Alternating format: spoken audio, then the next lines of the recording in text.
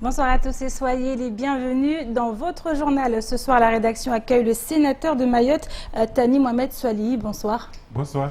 Alors avec vous, on va revenir sur différents sujets d'actualité. On parlera notamment de ce projet de loi égalité réelle qui touche Mayotte avec toutes ces mesures qui ont été accordées à notre île. On verra tout cela avec vous tout à l'heure, sénateur. Avec nous également sur le plateau ce soir, Ali Nizari, président de l'UDAF, l'Union départementale association familiale de Mayotte. Bonsoir. Bonsoir. Alors une organisation qui regroupe de nombreuses associations sur le département. On reviendra sur les attributions et compétences de votre organisation tout à l'heure également dans ce journal. Mais d'abord, voici les titres de ce mercredi 25 janvier. Alors que l'année 2016 aura été marquée par une hausse des reconduites à la frontière, la lutte contre l'immigration clandestine continue. Vivement souhaitée par les parlementaires, la loi sur l'égalité réelle va permettre un retour en arrière en ce qui concerne l'intervention du juge des libertés et de la détention pour les personnes retenues au CRA. En effet, si les sénateurs refusent de toucher au droit du sol, la loi va permettre de prolonger le délai avant l'intervention du juge. Plus d'informations en ouverture de votre journal. Troisième jour de grève au sein de la Chambre de l'agriculture, de la pêche et de l'aquaculture de Mayotte. Alors que demain, la 5e séance du comité local d'élaboration et de suivi du plan de redressement de la CAPAM doit se tenir, une manifestation a eu lieu ce matin afin de lancer une alerte, notamment auprès des responsables de la DAF, sur l'ordre du jour de demain. Reportage. Ils étaient 3 candidats à présenter leur investiture pour 2 places. Les noms des candidats investis pour les sénatoriales de septembre 2017 du parti MDM sont dorénavant connus. Il s'agit de Najim Ahamada et d'Hassan Abdallah. La bataille a commencé et si des dissensions existent au sein même du parti, le MDM a tout de même une longueur d'avance sur ses concurrents qui n'ont pas encore entamé leur campagne. Le point à la fin de cette édition. Et on commence tout de suite en parlant d'immigration clandestine, notamment avec des reconduites à la frontière revues à la hausse. Hier, le préfet Frédéric Vaux et le procureur de la République ont publié les résultats. On parle de 22 677 reconduites pour 2016 contre plus de 18 600 en 2015. On voit donc des chiffres à la hausse. Également pour lutter contre l'immigration clandestine, les sénateurs ont également tenté de faire passer un amendement dans le cadre de la loi égalité réelle Outre-mer pour changer la constitution du droit du sol. Un amendement rejeté, tout comme celui qui empêche l'intervention du juge des libertés et de la détention des personnes placées en rétention administrative. Le statu quo est donc maintenu sur les départements. Les précisions avec Sony Chamsuddin et Leslie Vimney. La lutte contre l'immigration clandestine, un enjeu prioritaire pour le 101e département. À ce sujet, Mayotte enregistre pour l'année 2016 22 677 reconduites aux frontières contre 18 763 en 2015, soit une augmentation de 21%. Un résultat encourageant qui n'empêche un flux quasi inarrêtable. Face à l'explosion démographique du territoire, de nombreuses pistes sont mises en avant. La semaine dernière, les sénateurs Thani Mohamed Soilihi et Abdourahmane Soilihi ont déposé 2 amendements dans le but de modifier le régime du droit du sol dans le cadre de la loi égalité réelle Outre-mer, tentative sans succès. Ça n'a pas marché, il faut réfléchir à d'autres pistes. De toutes les façons, je l'ai toujours dit, et notamment devant vos antennes, qu'il n'y avait pas une solution miracle. Et je pense que vraiment la conscientisation, la prise de conscience accrue de la population par rapport à cette problématique doit être faite. Parce qu'on ne peut pas se contenter de dire que c'est la responsabilité des institutions, c'est notre responsabilité à tous. Du côté de la CIMAD, on salue le rejet d'un amendement qualifié d'anticonstitutionnel.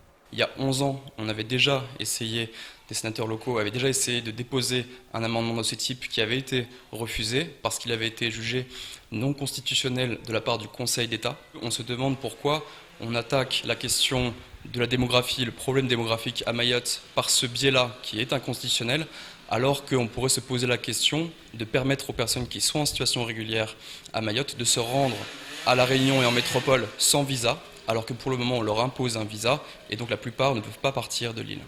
Autre amendement rejeté dans le territoire, elle concerne l'application de la loi du 7 mars 2016 sur l'intervention du juge des libertés et de détention pour les personnes placées en centre de rétention administrative. À Mayotte, la rétention peut atteindre 5 jours contre 48 heures sur le reste du territoire. Pour la CIMAD, il s'agit d'un nouveau coup dur pour le droit des étrangers. On s'attaque encore une fois aux droits des étrangers alors que cette mesure pouvait être appliquée à 48 heures. Le sénateur Tani l'a dit lui-même au Sénat, il faut payer 2 juges, trouver une autre salle d'audience et cette mesure est applicable. Donc juste pour une raison de moyens, on va s'attaquer encore une fois aux droits des étrangers et ne pas aborder les questions de fond pour Mayotte. Après le rejet de ces 2 amendements, la situation de l'immigration est encore loin d'être réglée pour le plus jeune département français. Alors je me tourne bien évidemment vers notre invité, le sénateur de Mayotte, Tani Mohamed Soali. On vient d'entendre le reportage des propos tenus notamment par la CIMAD. Qu'avez-vous à leur répondre? Écoutez, moi je connais la position de la CIMAD qui, par le biais de mes collègues du CRC, des communistes, a essayé, en fait, comme je l'ai dit, de jouer aux apprentis sorciers. La question de l'immigration à Mayotte est suffisamment sensible pour ne pas essayer de la traiter de façon tronquée, de façon éparse. Quelle était la situation? Vous en avez certainement entendu parler puisque votre journal écrit en faisait l'écho lors de la loi sur l'immigration en mars 2016 applicable en novembre. On s'est aperçu au dernier moment qu'il y avait une disposition qui réduisait de 5 jours à 48 heures le délai de recours pour une personne qui allait être expulsée. Ça voulait dire quoi? Ça voulait dire que si le juge ne se prononçait pas dans les 48 heures, eh bien la personne se retrouve dehors. Voilà les conséquences. Donc, au dernier moment, nous nous sommes rendus compte de cela et nous avons profité du premier véhicule législatif pour arrêter cela et revenir à la situation antérieure qui est celle, heureusement, qui prévaut aujourd'hui, c'est-à-dire revenir à 5 jours.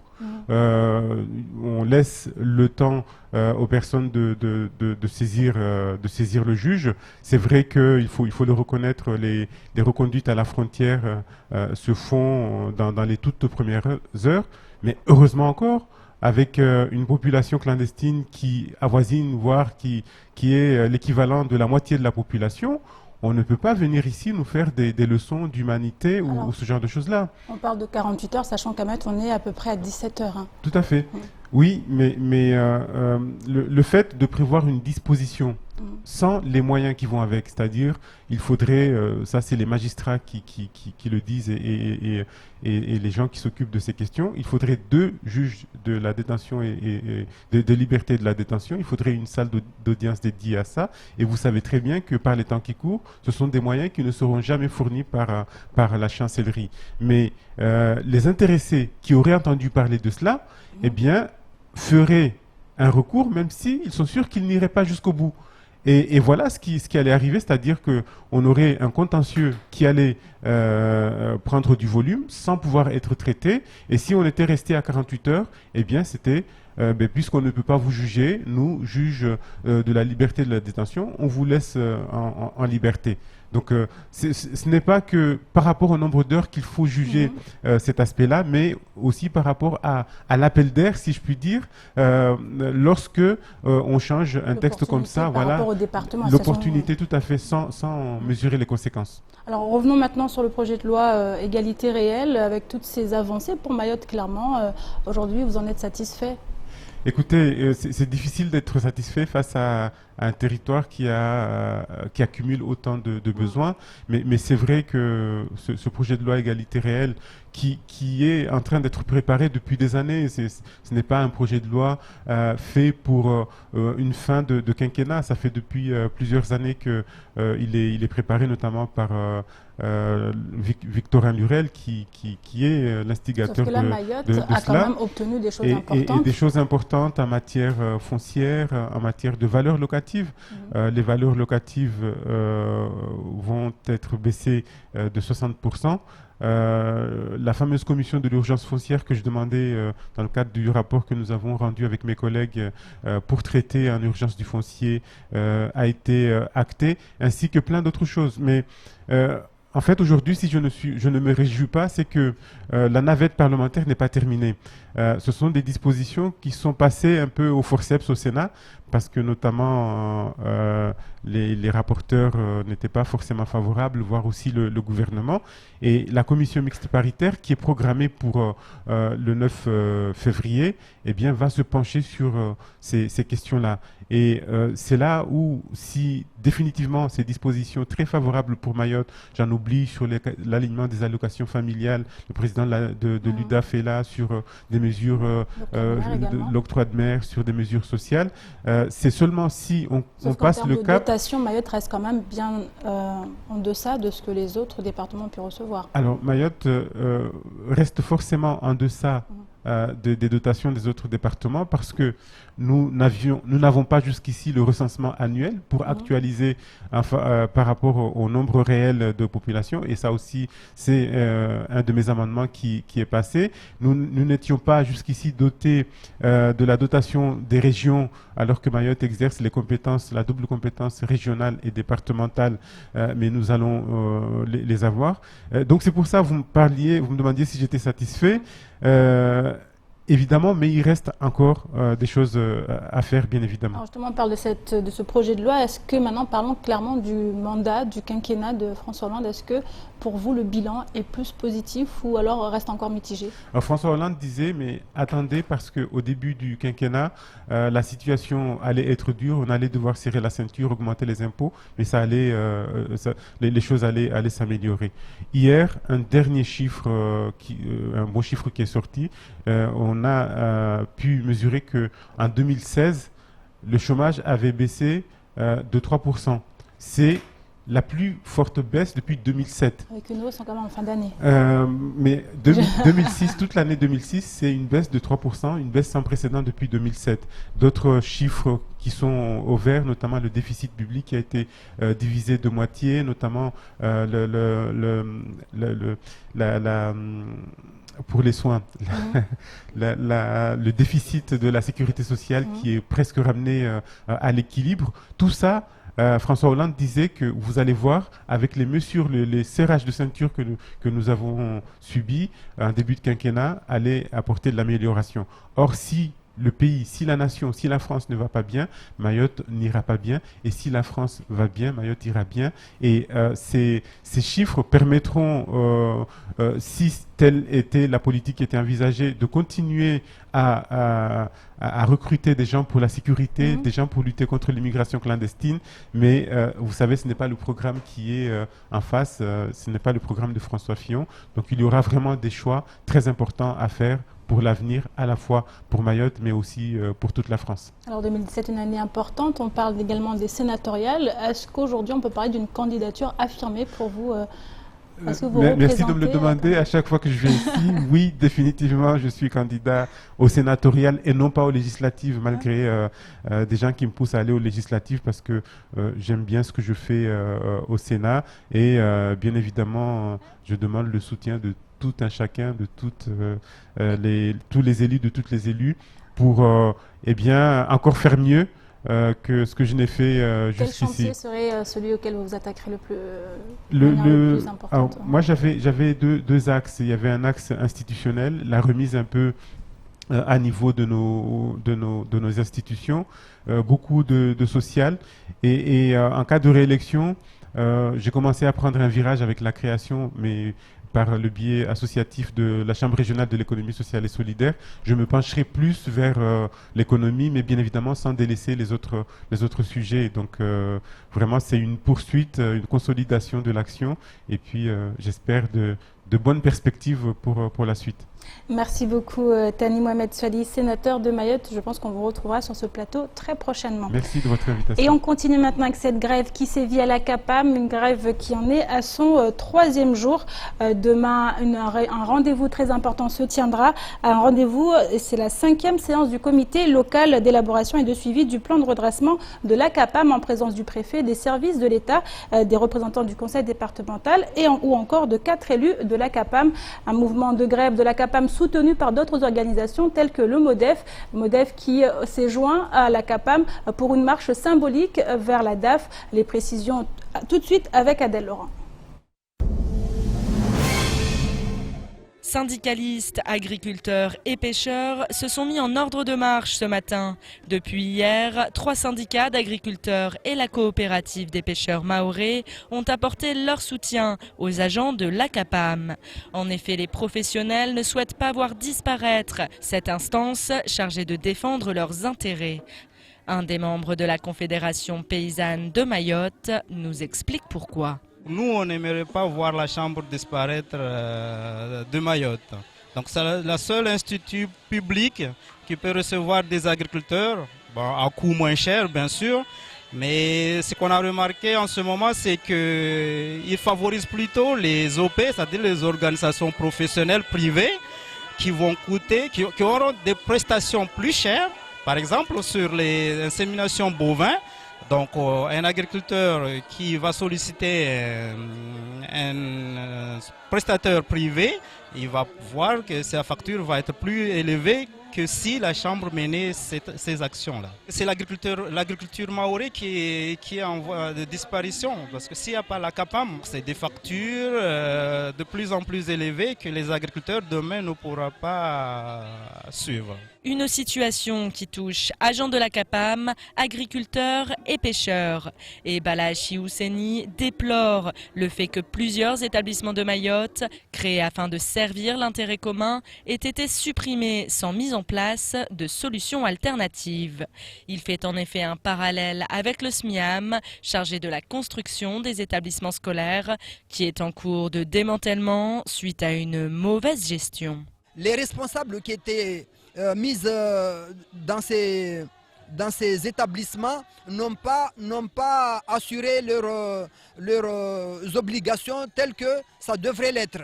Et en finale, c'est la population mahoraise qui est pénalisée. Alors, chaque personne qui était responsable de la gestion d'une structure, quelque part, s'il y a une crise qui s'installe, il doit répondre face à ses obligations. Mais l'administration n'a pas à supprimer ces établissements qui étaient mis en place et qui nous ont beaucoup apporté. Et en contrepartie, ils ne nous ont pas du tout donné autre chose pour les remplacer. En effet, ce sont en premier lieu les agents de la CAPAM qui pâtissent de la situation. Demain, une réunion présidée par le préfet réunira les services de l'État, des représentants du conseil départemental et 4 élus de la CAPAM. Le but est de trouver une solution sérieuse pour régler le problème de la dette de près de 900 000 € de la Chambre. Après l'audit réalisé l'année dernière, il a été préconisé de combler le déficit actuel par une subvention exceptionnelle d'équilibre et un emprunt pour alimenter la trésorerie. Mais la CAPAM ne réunirait pas à l'heure actuelle tous les éléments pour bénéficier de cette subvention. Beaucoup espèrent qu'à l'issue de cette réunion, la situation pourra se débloquer. Je me tourne maintenant vers notre deuxième invité. Il s'agit de Ali Nizari, président de l'UDAF. On va parler justement de ces associations familiales de Mayotte qui sont au nombre de 18. Alors aujourd'hui, quelle est la situation sur le département en matière sociale? Tout d'abord, permettez-moi de présenter déjà l'UDAF. Alors, il faut savoir que l'UDAF, c'est l'Union départementale des associations familiales. Donc, c'est l'institution qui regroupe toutes les associations familiales dans un département. Il y a autant d'UDAF que de départements. Donc, nous, en l'occurrence, on a été créé ici en 2014. Il faut savoir que ce sont des institutions qui ont été créées depuis 1945 dans l'esprit justement de créer un parlement des familles. Donc, ce sont des associations qui sont reconnues par la loi, dont les missions d'ailleurs sont définies par le Code de l'action sociale et des familles. Donc ils sont quatre missions, c'est de donner son avis sur toutes les questions concernant les familles dans un département. La deuxième mission, c'est la gestion des services. Nous, en l'occurrence, à l'UDAF de Mayotte, nous gérons en ce moment 2 services, service de médiation familiale et service des tutelles. La troisième mission, c'est représenter les familles dans les commissions, dans les instances. Par exemple, nous, à l'UDAF, on siège un certain nombre de commissions, dans les CCAS, dans les commissions départementales, etc. Et puis la quatrième mission, qui est la moins exploitée, c'est rester en justice lorsque les intérêts matériels de famille sont menacés. Maintenant, aujourd'hui, l'UDAF de Mayotte a été créé avec 11 associations au départ. Et là, nous sommes à 18 associations. Donc, ce sont des mouvements associatifs qui composent l'UDAF. Donc, nous sommes 18 associations. Et par rapport dans les 18 associations, il faut savoir qu'il y a des mouvements. Par exemple, Famille Rurale, qui est un mouvement assez représenté, à lui seul représente au moins une dizaine d'associations. Nous avons aussi la DAPI, qui est une association départementale, parce qu'il y a aussi des associations départementales, qui sont des associations qui appartiennent à un mouvement, ou même des associations qui font le choix d'être des associations communales, etc. Donc voilà. Alors cette force des 18 associations, nous sommes des associations qui sont réparties sur le territoire. Nous avons des associations en petit air, en grand air, partout. Voilà, donc un peu la composition de l'UDAF.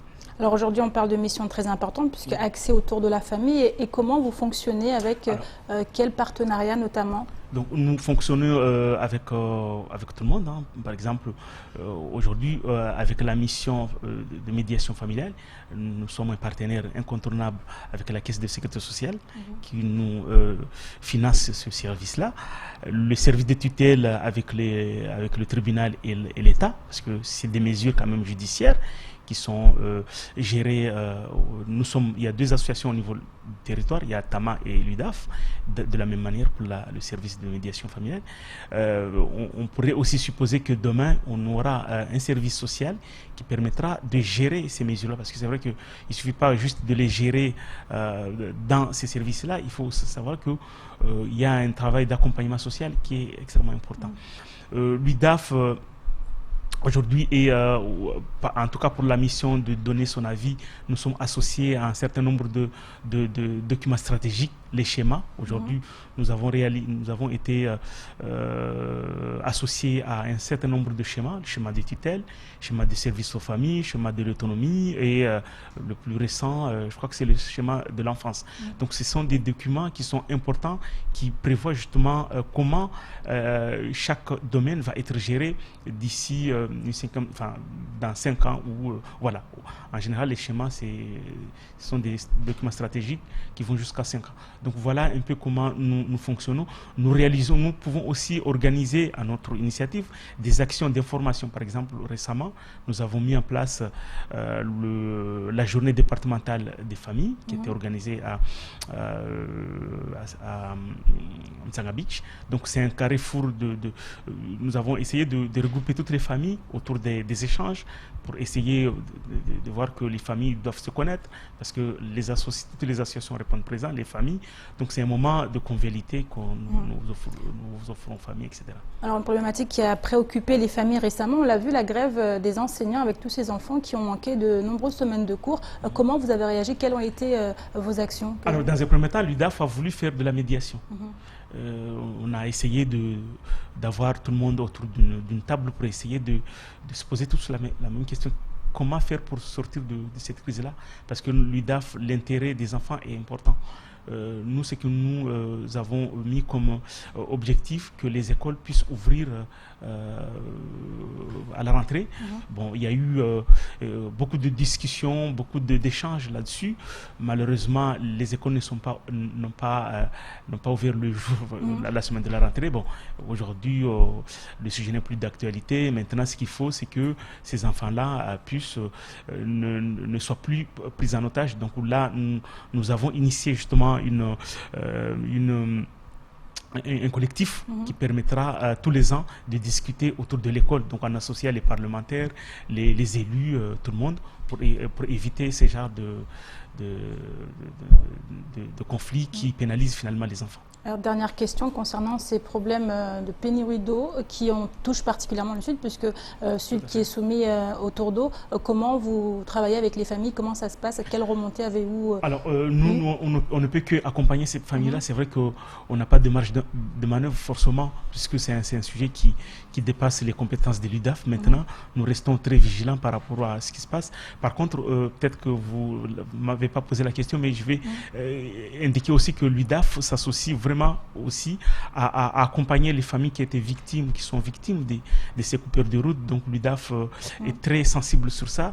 Nous avons tissé un lien avec la nouvelle association qui vient d'être créée pour essayer d'accompagner ces familles-là. Et je sais que là aussi, les parlementaires, notamment le sénateur et l'État, engagent véritablement une vraie réflexion là-dessus. Je profite pour saluer le travail que nous avons mené jusqu'à maintenant avec le sénateur. Ce n'est pas parce qu'il est là, mais à chaque occasion, je le fais parce qu'effectivement, nous avons eu beaucoup échangé sur les questions de Mayotte, sur les questions de la famille. Donc moi, j'encourage vraiment ce travail-là et nous allons continuer à travailler, Inch'Allah. Merci beaucoup Ali Nizari. Je rappelle que vous êtes le président de l'UDAF.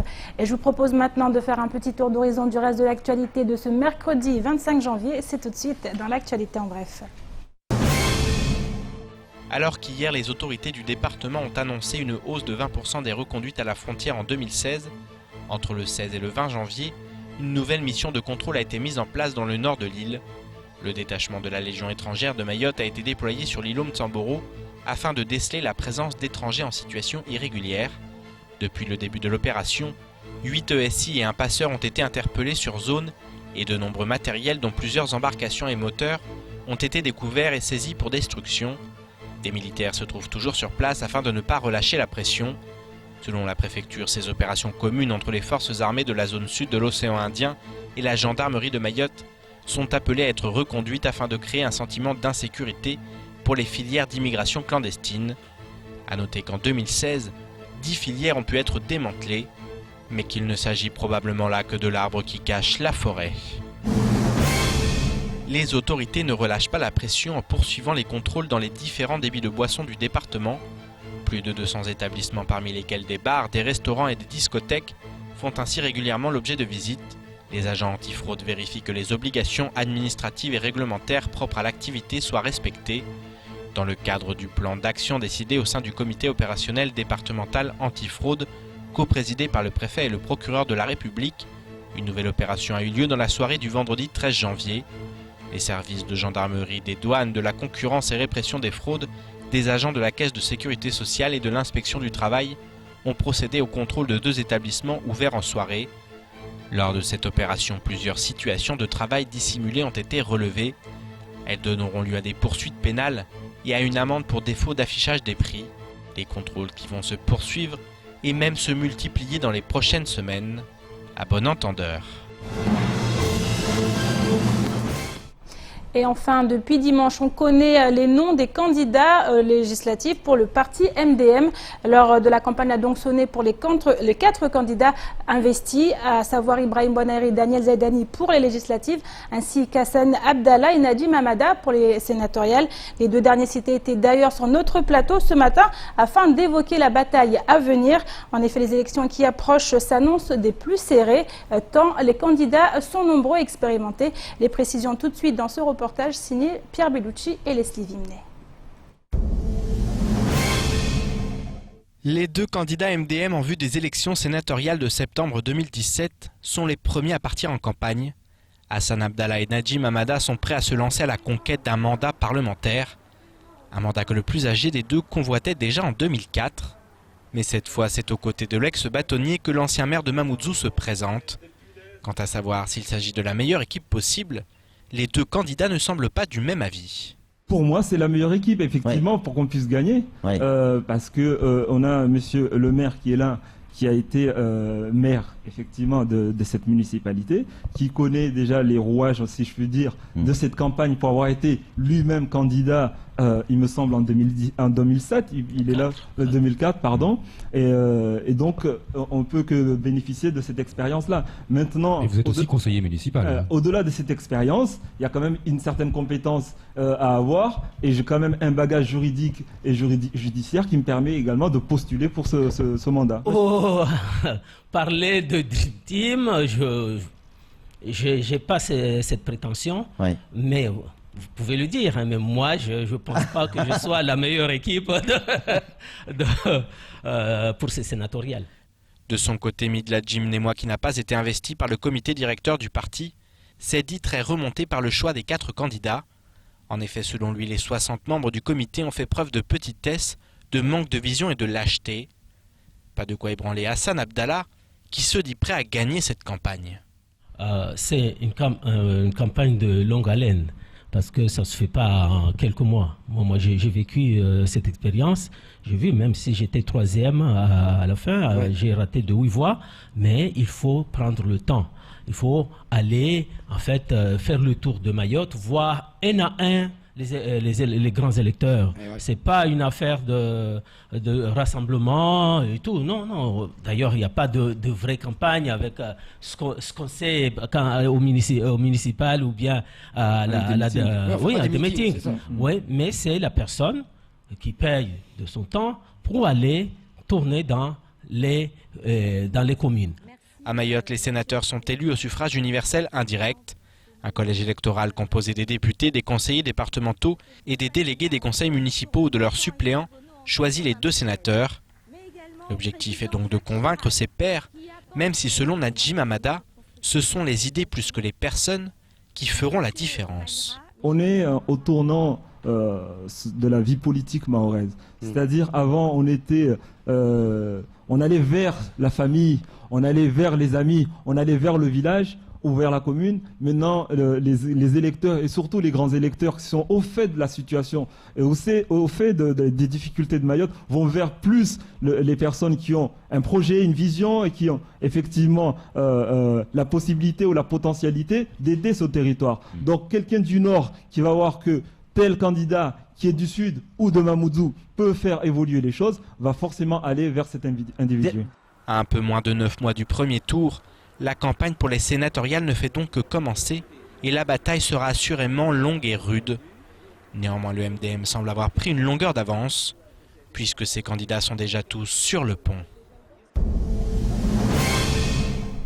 Et c'est la fin de cette édition. Merci à vous de l'avoir suivi. Une édition rediffusée sur OAM5, également disponible en replay sur notre site l'infocoesi.fr, sur YouTube et sur notre page Facebook. Demain matin dès 6h, retrouvez toute l'équipe de la matinale avec en plateau à 7h Léo qui a été victime des coupeurs de la route, qui a été victime du côté de Passamanti, viendra témoigner sur le plateau. Suivra à 7h30 Amada Atouman Farsi du collectif de Sada pour évoquer les problèmes d'eau qui sévissent actuellement à Mayotte. Excellente soirée à vous sur KTV et à demain.